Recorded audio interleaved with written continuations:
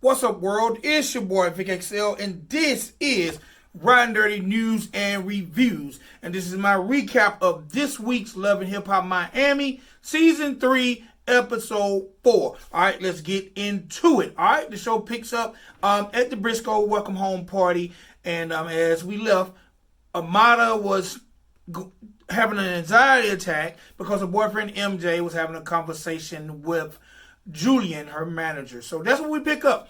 Amara is still having her anxiety attack. They're fanning her. She needs water. She's feeling lightheaded. I'm not really sure what the hell is going on with Amara. Other than the fact that I think she was scared that maybe some of the things that maybe she's talking about with her boyfriend MJ comes out, or maybe her and Julian got some things going on that we don't know about that might come out. All I know is she's having this anxiety attack.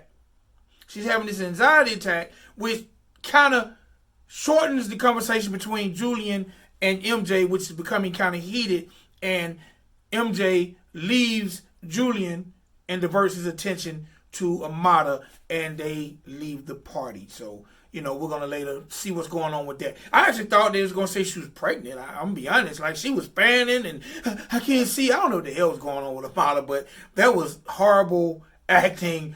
She just wanted some attention, and she just did not want them talking, it appears. All right, so we're going to stay at the party, and this is the weird thing. Now, in episode 3, we see Nikki Natural. She goes and talks to Hoodrat, who she says is one of her friends. She visits her at the bar. She tells her about her experience at Trina's audition.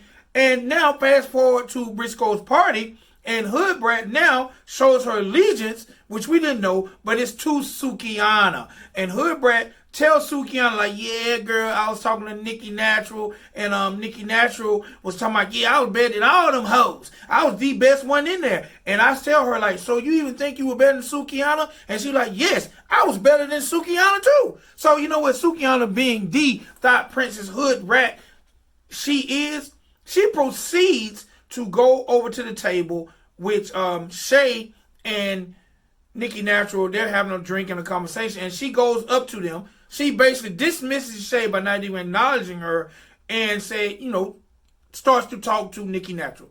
And her demeanor was already, to me, confrontational. She's like, girl, you said you was better than me? I'm a real bitch. You shouldn't be telling people you're better than me. And Nikki Natural like, look, I'm an artist. I'm always going to think I'm better than my competition. Well, this leads to Shay actually trying to be the adult at the time. She's trying to tell Suki, like, hey, I don't really understand the problem. She's confident. You're confident. What's the problem? Why are you upset? Suki then verbally starts to get into Shay's, lack of a better word, ish. Basically calls her old, tells her she's going to call animal control. And this leads to a scuffle, drink throwing, hair pulling, wardrobe garments being torn. But the fight is not Sukihana and Nikki Natural. The fight is Shay and Sukihana. Now, anybody who knows Sukihana from Instagram, you know Sukihana is nothing but drama. So her getting on Shay's ass, getting on Nikki Natural ass should not surprise anyone. But that's how we pretty much leave the party, with Sukihana being carried out on one side, Shay being carried out on the other side, and Shay lassoing a piece of Sukihana's wardrobe.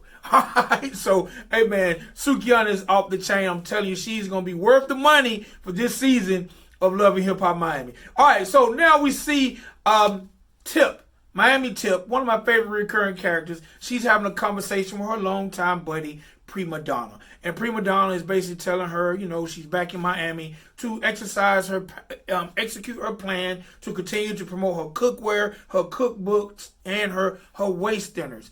And Tip's like, I'm going to be honest, girl, I was kind of my feeling when you first left, but I totally understand. And I'm glad to see me and you in a better place to where we can pursue our careers. So definitely this is a pickup from some type of friendship or some type of bond that Miami Tip and Prima Donna previously had. So it was a good conversation. Miami Tip also tells Prima Donna about the fight from the party between Sukihana and Shay, and she's telling her how she's trying to tell Sukihana that she can't always be attached to the drama, and she wants her to be bigger than an Instagram star. So this further pushes us into the realm of Miami Tip, the manager. So she's no longer Miami Tip, the dancer. She's no longer Miami Tip, the artist. Now she's Miami Tip, the manager. And she's got big plans for Sukihana if Sukihana can just tone it down a little. So I'm very interested in seeing where that goes. All right, so we're back at the home front with my girl Amara and her boyfriend MJ. And MJ he's basically nursing her and letting her know he's concerned about her. He's letting her know about the conversation he was having with Julian. And he apologized to her because he's like, look, I apologize for mentioning the situation that happened in L.A. when Julian was drunk and climbed in your bed. But I've been wanting to put my hands on him ever since that happened. So he apologized to her for that. Amara gets pretty much hysterical. Like, why would you do that? Why would you tell him when I said he's my friend, he's my brother? Why would you do that? MJ is looking kind of baffled. Now, I'm telling you, I'm waiting for something to be unveiled between Amara and Julian, because MJ is definitely at a point where he doesn't understand why she even cares that he told. But he did apologize for betraying her trust for telling it, or as we call it, pillow talking. But, you know, he's like, hey, man, I'm your man. I'm riding with you. And, I mean, I was emotional, and it came out. They begin to talk about, at this point, he's encouraging Amara that she needs a new manager. Like, basically, for 2 years, your career has been stalled. You're not moving. All the things that you're doing, you're kind of doing them on your own. So, you know, we need a new manager. And Amara agrees. And she agrees to not only potentially pursue a new manager, but she definitely agrees to have a sit-down with an attorney. So, we're going to see how that goes. All right, now, one of my favorite, what I was looking forward to being one of my favorite scenes, my girl Sukihana the GOAT, Sukihana with the good Gucci, is having a meeting with Tip, Miami Tip. And they're in a crab shop, crab shack, tasty crab, whatever kind of crab you want to call it. And Tip is already there. Sukihana comes in, and her normal ghetto self, I'm hungry, get me something to eat. And Tip is kind of giving her this look. She's like, girl, you must already got something on your mind. And Tip is like, girl, like, what's the problem? And Sukihana begins to tell her, like, look, I just wanted to speak with Nikki Natural. I didn't really appreciate her saying she was better than me. But Tip is telling her, like, look, it's just a competitive situation. She didn't mean no harm. Tip is trying to be the voice of reason. Sukihana is definitely being that hood, confrontational chick that is about her business, and she ain't borrowing nothing. So she basically tell her, F Nikki Natural and F that old hag Shay. And matter of fact, F both of them, and I'm going to call animal control on Shay, and one of them helpers stole my phone. So Miami Tip is looking bewildered, like, I really don't know what I'm going to do with this girl. And it is what it is. So now, this fight led to something interesting, which is a bond between Nikki Natural and Shay. So we see Nikki Natural at the basketball court with her 3 sons. Now, this is some funny shit to me. Get this. She has 3 sons. Carlos, Santana, and Billion. This woman named her 2 kids after Carlos Santana? Really? Carlos Santana? Okay, whatever. Shay even asked Nikki, like, are your kids by the same daddy? Nikki's like, no, they all 3 got different baby daddies. But them men would never have no kids by nobody else but me. Nikki, are you dumb? Are you dumb? She's like, I bear kings. She's proud of the fact that she has 3 baby daddies, but they won't have kids by nobody else with her. You know what? Sidebar, Nikki Natural, them men will have kids by whoever will let them shoot up the club. I'm sorry to tell you that. But okay, back to the scene. So Nikki and Shay, they're talking about Nikki being a mother, her pursuit of music, even her situation with Trick. And Shay just kind of gives her a little rundown about her life and her career and how she one day wants kids. Well, fast forward, they begin to talk about Sukihana. And Nikki informs Shay that she stole Sukihana's phone. And that's what Sukihana gets. She took this girl's phone. They even show footage of her taking the phone. Now, I'm telling you, this is going to lead to be a big brouhaha, because Sukihana is not going to take that. I promise you. All right? Okay. And you know what? One time for Nikki Natural, she got a mean jump shot. All right. So, what I told you guys 3 recaps ago, I told you was true, and it's true. Nikki and Joy meet up.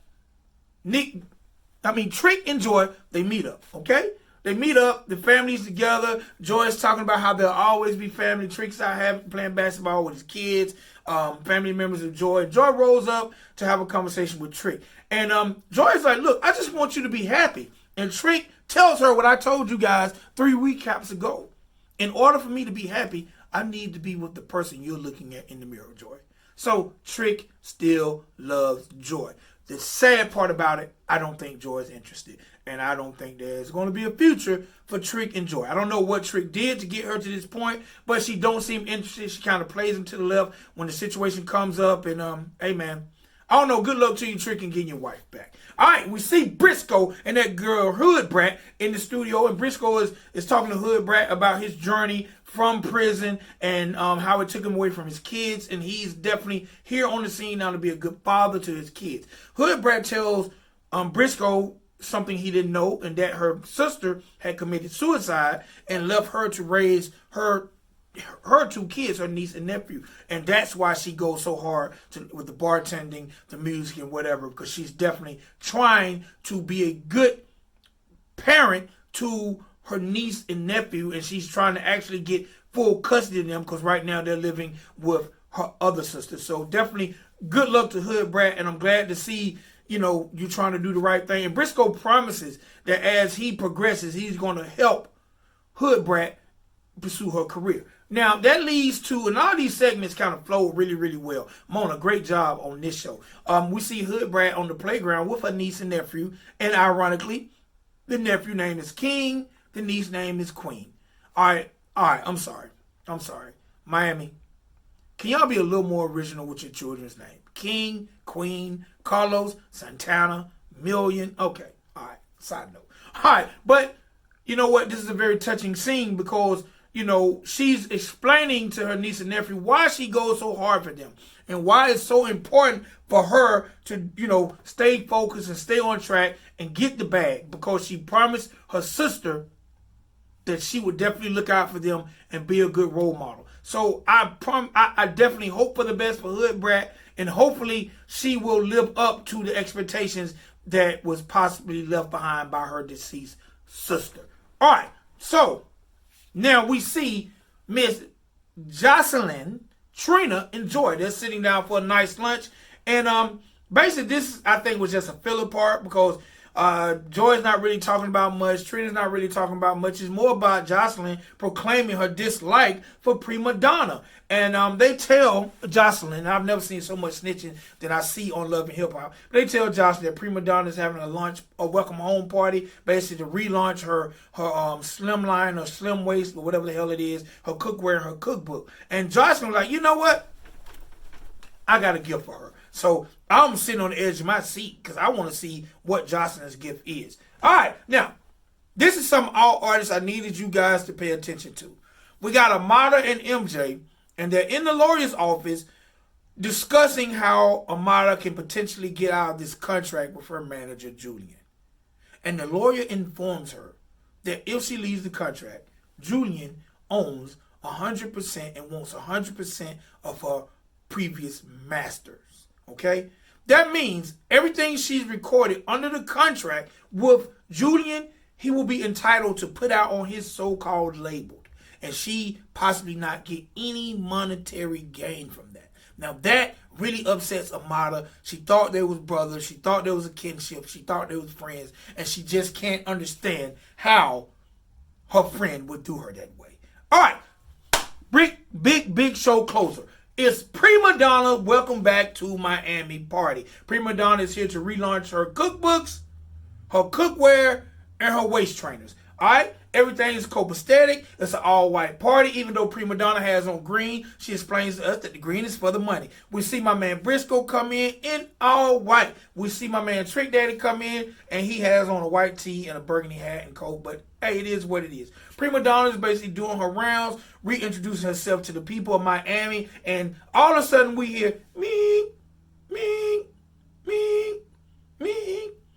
And there is a box truck backing into Prima Donna's party. Now, first of all, bull crap. There is no way this woman will be having a party and she allow an unknown box truck to back up in her party. But hey, she allows it. And all of a sudden, it's one of the box trucks that have the big screen on the side. And on this screen is Joseline Hernandez. And she's like, hey, Prima Piggy. I heard you're back in town. You're back in my Miami, and I got a gift for you. So Prima Donna goes up to the truck as if she's expecting something good, and lo and behold, these people bring out a pig, what looks like a sauteed or roasted pig with an apple in his mouth. And that's Joseline Hernandez's gift for Prima Donna. Now, this is the same woman who 2 weeks ago told us that the drama was Atlanta and not her. I don't believe you, Joseline. And why? What's the deal with you and Prima Donna? Somebody please explain. All right, so before I let you guys go, I need somebody to comment down below and let me know, because I'm a Miami Tip fan, but somebody please tell me what the hell is going on with her face. Did she have some type of surgery? Is she allergic to something that's causing her lips to be so big? Someone please tell me what's going on with Miami Tip's face, because I'm not really into the cosmetic surgery that the women do. So someone please tell me what's going on with Miami Tip's face. Somebody please tell me, is that Nicki Natural's children's real name? And somebody please tell me, is that Hood Brat's nephew and niece's real name? And somebody please tell me why these people tell on each other so much to cause problems. Somebody tell me, okay? Okay. It's your boy Vic Excel. This is Riding Dirty News and Reviews, man. Y'all definitely keep it locked. Please hit that subscribe button. Leave me some comments. If it's some things you want me to review or talk about, just hit me up. All right? Y'all have a wonderful day. Doses.